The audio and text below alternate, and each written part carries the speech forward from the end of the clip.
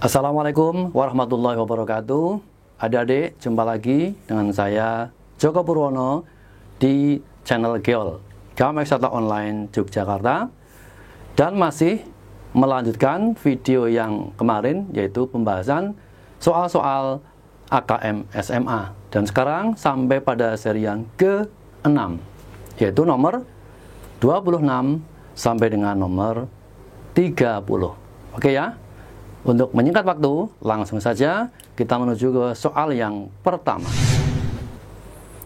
Nomor 26, sketsa di bawah ini menunjukkan gambar dua jendela. Jendela kiri retak karena dilempar dengan batu. Sementara itu, jendela yang kanan dilempar dengan bola tenis yang mempunyai massa dan kecepatan yang sama dengan batu. Ternyata tidak pecah.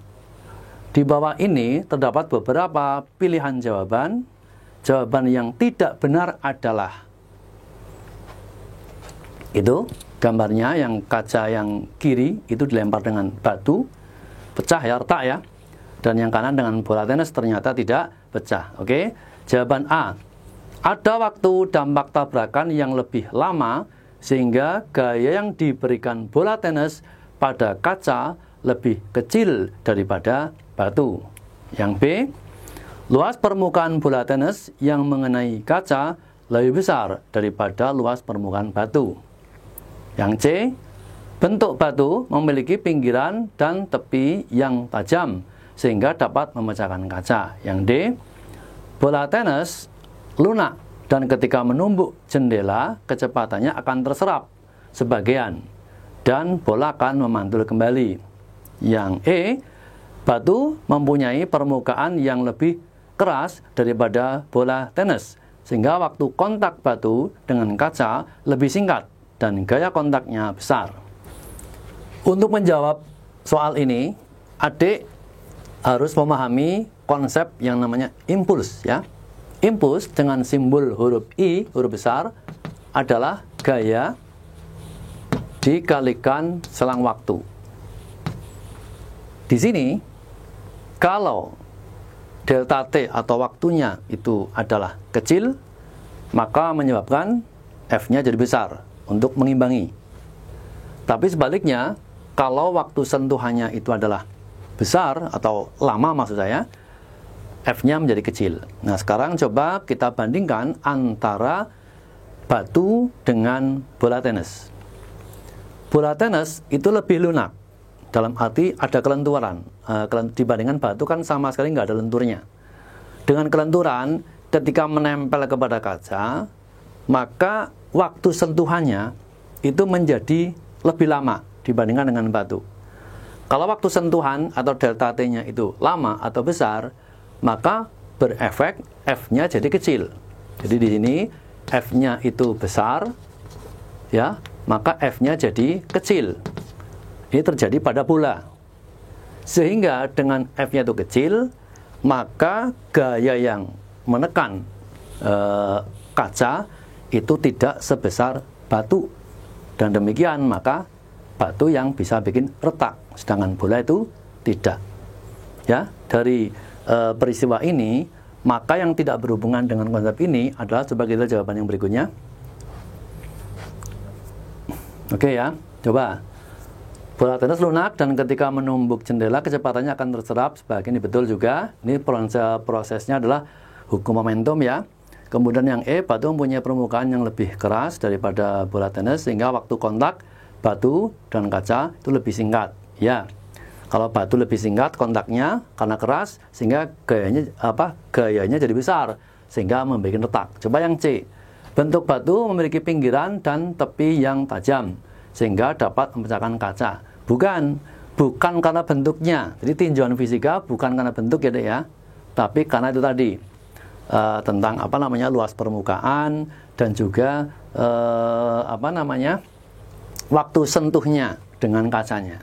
Jadi di sini kalau dikatakan yang tidak benar itu adalah yang C. Coba kita lihat yang A sama B. Yang A sama B, yang A ada waktu dampak tabrakan yang lebih lama sehingga gaya yang diberikan bola tenis pada kaca lebih kecil, betul ya. Yang B, luas permukaan bola tenis yang mengenai kaca lebih besar daripada luas permukaan batu. Ya, betul juga. Kalau begitu, maka jawaban yang tidak benar adalah yang C. Nah, ini.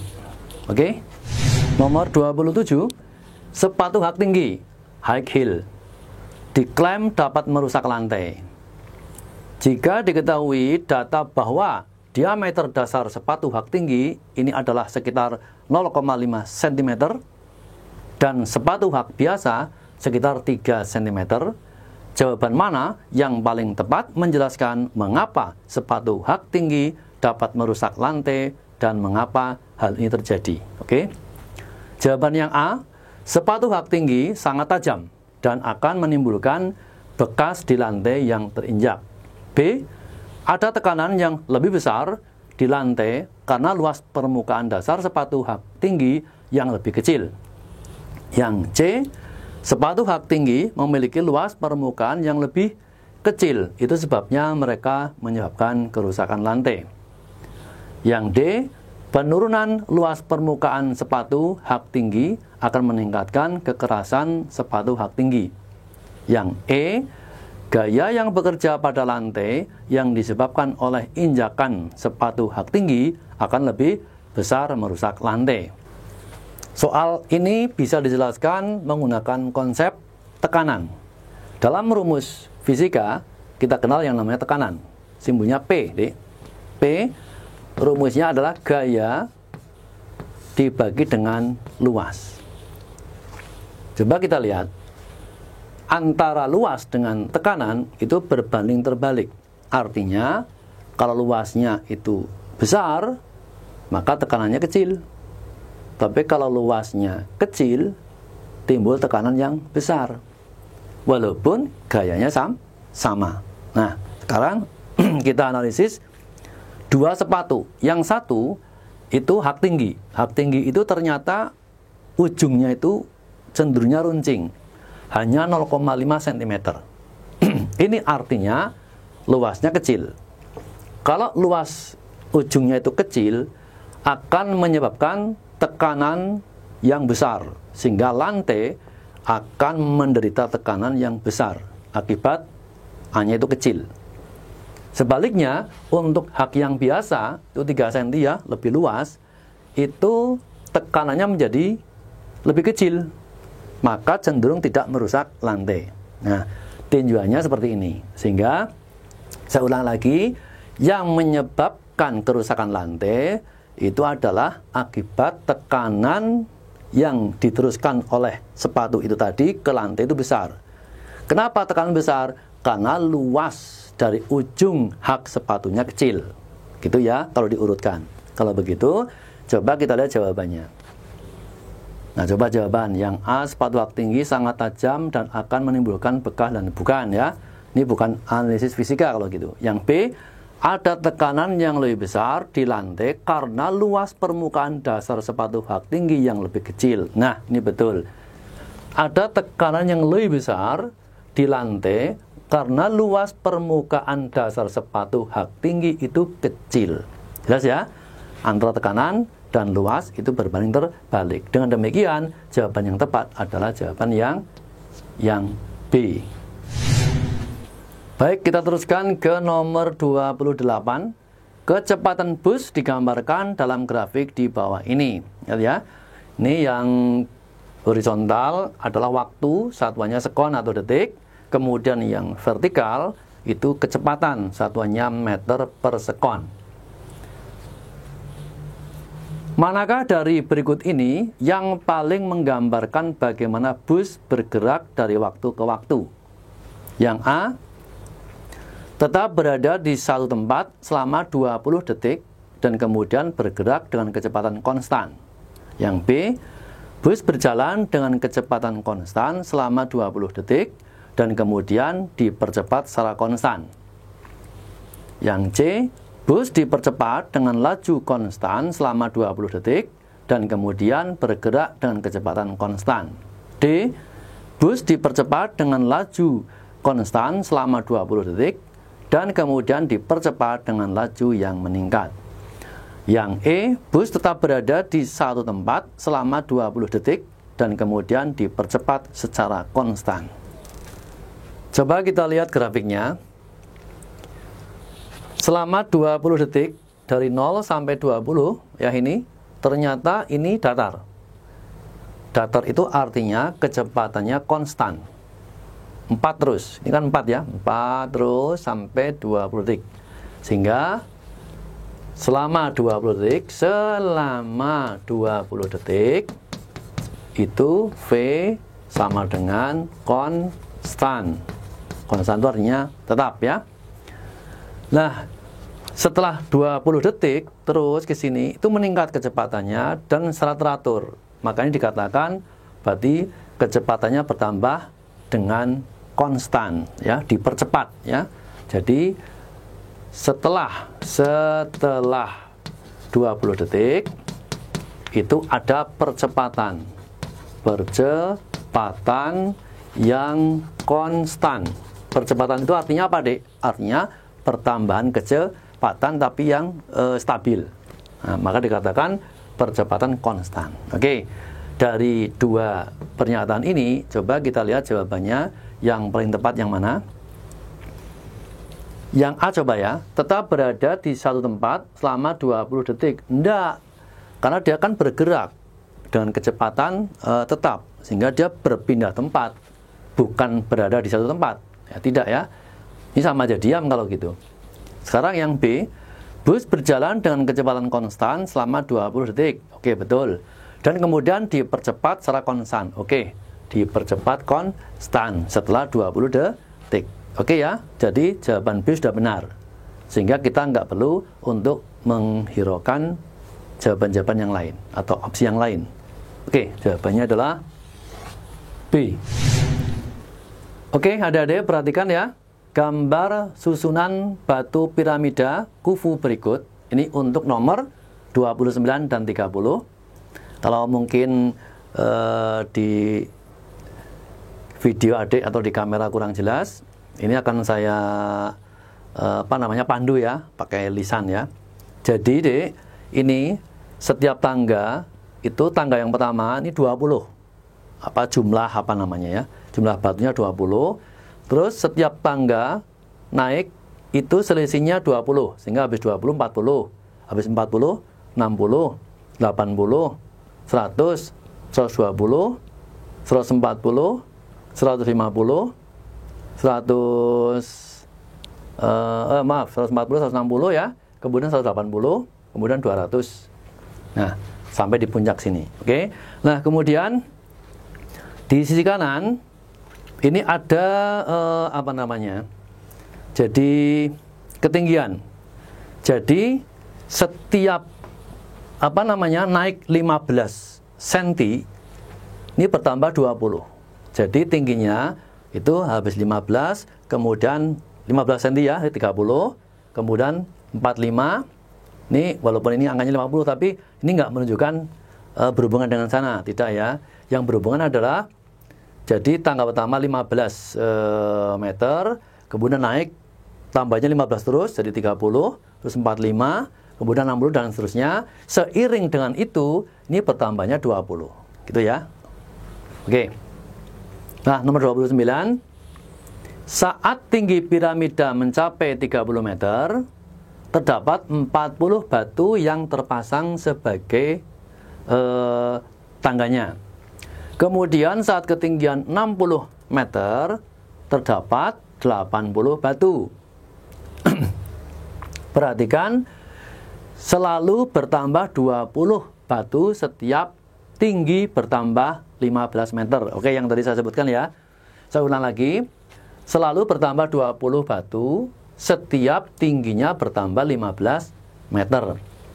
Pada ketinggian berapa jika terdapat 240 batu sebagai tangga piramida? Saya ulang lagi ya pertanyaannya. Pada ketinggian berapa jika terdapat 240 batu sebagai tangga piramida? Oke, kita bahas ya. Di sini yang ditanyakan adalah pada ketinggian berapa jika terdapat 240 batu. Nah, sekarang jumlah batu itu terkait dengan kenaikan batu ya, jumlah batu yang tadi yang pada tanggal pertama itu kan ada 20 batu. Maka sebagai suku pertama A itu sama dengan 20. Kemudian bedanya tadi ya, ini jumlah batu ya, bukan tinggi ya. Bedanya adalah 20. Nah, sekarang ini di mana batunya jumlahnya 240. Maka ini berarti UN. UN sama dengan 240. Ini otomatis ditanya N-nya sama dengan berapa dulu ya. Nanti habis itu baru kita mencari tinggi. Oke. Rumusnya apa, Dek? Rumusnya UN sama dengan A ditambah N-1 kali B. Ini ya, masih ingat ya? 240 sama dengan A-nya 20 ditambah N-1 dikalikan B. Bedanya juga 20. Udah? Nah, ini kalau saya pindah ke sana, jadi 240 dikurangi 20 ya. 220 sama dengan N-1 kali 20. Sehingga N-1 ini sama dengan 220 dibagi 20 atau 22 dibagi 2, 11 ini ya. Sehingga didapat N sama dengan 11 ditambah 1. 11 ditambah 1 sama dengan 12. Berarti ketika jumlah batunya itu 240, ini pas pada tangga yang ke-12.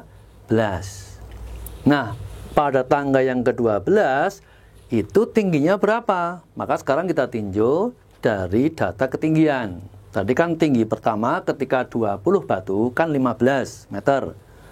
Kemudian naiknya 15 meter, jadi habis 15, kemudian 30, terus 45 dan seterusnya. Jadi sekarang kita tinjau untuk ketinggian. Ketinggian ya. Ketinggian. Suku pertamanya A adalah 15 meter. Bedanya naiknya itu adalah 15 meter juga. Gini. Nah, kemudian kita tinjau U yang ke-12. Suku yang ke-12. U yang ke-12 di mana ini ya, biar cukup ya. Oke, coba di sini aja ya. Di sini. U yang ke-12, UN kan rumusnya A ditambah N-1. Berarti 12 dikurangi 1 ya, 11 kali B. Nah, gini. Kita masukkan suku yang pertama, ketinggiannya adalah ini 15 meter. 15 ditambah 11 dikalikan bedanya juga 15. Ini kalau saya teruskan jadi 15 ditambah 165. Ketemunya berapa, Dik? 180. Sehingga kesimpulannya ketika pada tangga yang ke-12 ketinggiannya 180 meter. Jawabannya ini ya, ini bukan pilihan ganda tapi IC. Ini jawabannya. Ya, nomor terakhir untuk kali ini, nomor 30. Jika pada ketinggian 210 meter, maka terdapat berapa batu yang dapat dipakai tangga untuk piramida tersebut? Oke, akan saya bahas. Perhatikan adik-adik. Pada ketinggian 210 meter, ini maka kita menggunakan data tinggi ya. Ini sebagai UN-nya. UN, rumusnya UN sama dengan A plus N-1 kali B. UN-nya 210 sama dengan suku pertamanya tadi, untuk yang ketinggian itu 15. Tambah N-nya mau kita cari ya, N-1, bedanya juga 15. Ini pindah ke sana jadi minus ya, sehingga menjadi 195 sama dengan N-1 kali B. Nah, sehingga ini 15 ya, 15. Kemudian N-1 sama dengan 195 dibagi 15 ya, ketemunya adalah 13. Dengan demikian maka N-nya sama dengan 13 tambah 1, jadi berapa? 14. Oke. Jadi kesimpulannya ini ada pada tangga yang ke-14. Nah, pada tangga yang ke-14, sekarang berapa jumlah batunya? Sekarang kita menggunakan data dari jumlah batu. Oke ya. Jumlah batu. Jumlah batu. Jumlah batu pakai rumus sama, yaitu sekarang berarti U-nya U14 ya. U14 sama dengan A ditambah N-1 kali B. Tapi ini bukan data tinggi, pakai datanya jumlah batu.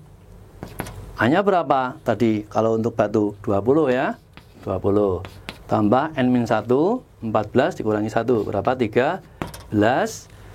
13 dikalikan bedanya. Tadi untuk jumlah batu bedanya 20 ya, ini 20. Maka menjadi 20 ditambah nih 260. Ketemunya 280. Ini jawabannya, jumlah batunya. Jadi saya ulang lagi, pada tangga yang ke-14 itu jumlah batunya 280. Oke, ini bukan soal pilihan ganda ya, tapi soalnya isai. Oke, adik-adikku sekalian, sampai di sini dulu perjumpaan kita kali ini pada pembahasan soal-soal KM SMA. Baru sampai ke seri yang ke-6 ya. Masih ada seri berikutnya, maka ikuti terus video-video saya bersama Joko Purwono di channel Geol Mahasiswa Online Yogyakarta. Oke, salam sukses dari saya dan salam sehat. Tetap semangat. Sampai jumpa. Wassalamualaikum warahmatullahi wabarakatuh.